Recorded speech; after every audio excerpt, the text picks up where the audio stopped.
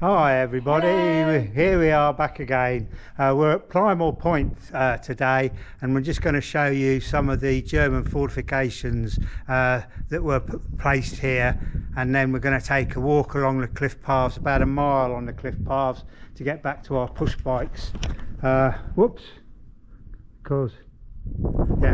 So if you get a bit bored, because it's going to take about 20 minutes on the cliff path, so if you get a little bit bored you can just always fast forward it. Glad to see you, everybody is watching and everything, listening, and if you like what you see, thumbs up to us, and anybody who isn't subscribed, please subscribe and see how we get on. We've got over 66,000 views. So a lot of people are viewing, but not many people are subscribing, but it doesn't really matter. So we'll show you around the German fortifications. This is 1940 to 45. Well, Guernsey was occupied. So I'm going to put you on my head and hopefully it'll all come out. So we'll take you around. So this is one of the 22 mil guns that were done. Hey, sorry. And there's Leon. You can see how big the gun is.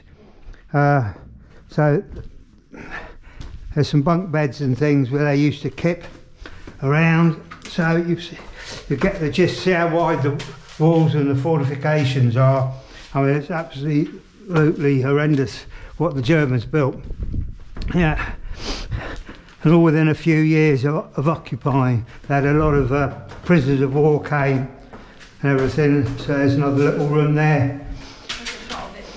Sorry. Yeah, as I say, you can see the size of everything.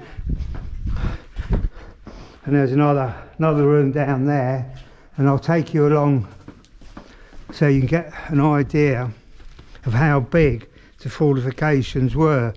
I don't know how much of this is going to come out because I forgot to bring the torch, and it gets a little bit dark. And then a little bit light, but you can see the size of the place. Obviously there's more rooms here, most probably for ammunition and everything there, and another one here where they could pass out the ammunition out there. And come along here, as I say, the size, thickness of the walls and the concrete and everything. And this goes around, and you got there as most probably an anti-aircraft machine gun point there. You can't really get round there, it's a bit overgrown, but you've got passageways that way as well. So you can see the amount. There's one of our communication towers.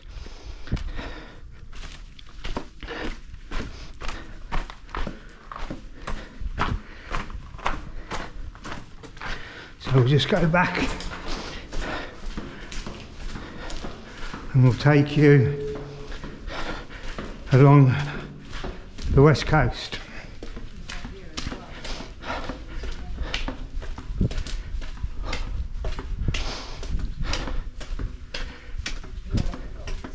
Yeah. Yeah, I can't walk on that. Yeah, I've shown that, but it's all quite dark, and as I say, I forgot to bring my torch.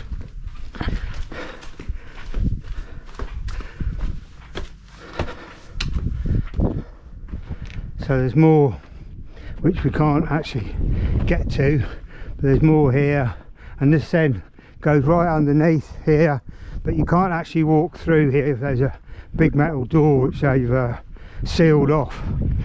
But then it comes through here and then out here. So this is all just fortifications. Yeah. So you can't actually see it. I think we need to get on the cliff path, but there's another in there, anti-aircraft machine gun point there. Little one here as well.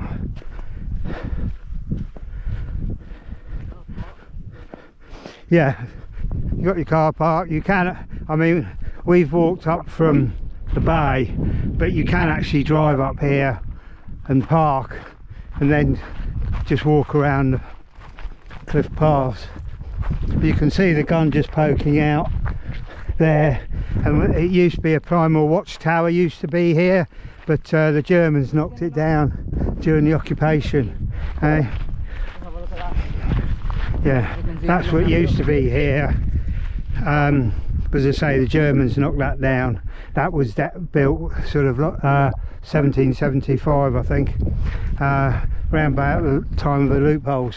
And you see that bunker over there, that is the end of the south coast and the beginning of the west coast. So we're now on the west coast, and this is the only cliffy bit on the west coast. The rest of it, once we get down to where the push bikes are, it's reasonably flat, and so's the north coast and most of the east coast, until you get round to the bathing pools and you then go onto the cliffs. So we have got some earlier clips of the bathing pools to Fermain.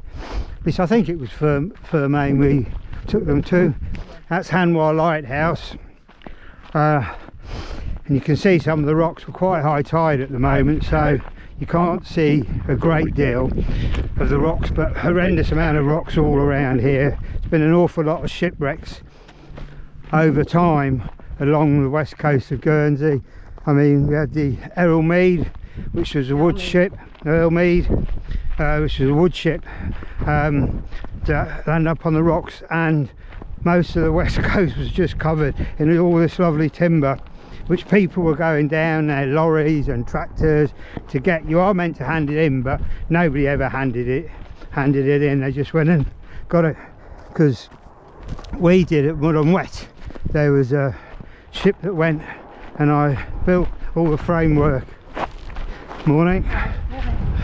All the framework for my bike shed.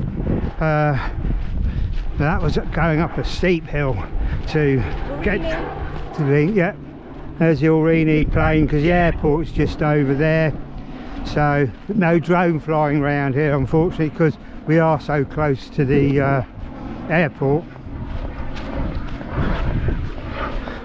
As I say, this will take us about 20 minutes, because we haven't got the bestest of footwear, but we're only doing a couple of miles on the cliff, so we didn't bother with trainers or walking boots, because we were just doing this little bit, because then when we get back down we've got to then cycle back to the cottage 8.5 miles.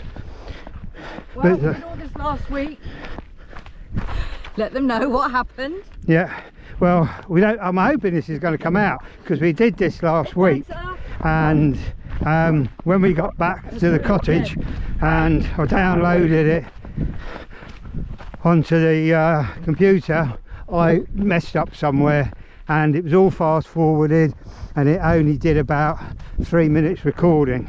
So I don't know how many sections this is going to end up, because what we will do when we get down to the push bikes, I'll keep you going for a bit so that you can actually see a little bit of the beginning part of the west coast beaches. At the moment, obviously, we are the west coast, but we're just on the cliffs. Yeah, so we're keeping our fingers crossed that this one's going to come out and I can post this one, because we're away in 2 weeks, off to a couple of days around St Malo, then we're going to Angers to have the van serviced, and then when that's done, KFC, and we're going down the Med. Same place as we went last year, but the water park's going to be open this time, so we'll obviously take you on the water park. We'll try not to film things we did last year, we'll try and do some different things. But there you can see a bit more of the rocks. Again, there's a 40-foot fall of tide, so you can imagine the rocks you can see now, and the tide's going to go down another 40 foot. How many more there is? There's passages all through if you know where you're going, and also low tide you can actually go to Hanwar. You can't get into the lighthouse, but you can actually, there are steps there. You've got to be a bit careful, because there is some rocks, but you can actually, if you've got a smallish boat rib like mine, which was what, an 8 metre rib, you can actually get and go onto the Hanwha Lighthouse. Not that there's very much to see there, but there we go. There's another German fortification. So you got the one at the end of South Coast, and you've got another one here. West Coast. No, you got the one at the end of the South Coast, or beginning of the West Coast. Another one here, and as we get around, you'll see another one that is overlooking Leo Island. And so these two here are most probably about a mile apart. That one and the one that's overlooking Leo Island is most probably 2 miles as the crow flies. So there have been some of the fortifications have been knocked down, especially around by the quarries where they were digging out, and so they just fell into the quarry. But because they're just so thick, we'll show you again a bit of a one that's been demolished on the point, and you can see how thick the walls are. So some have been opened up to the public and some are closed. They are actually doing more.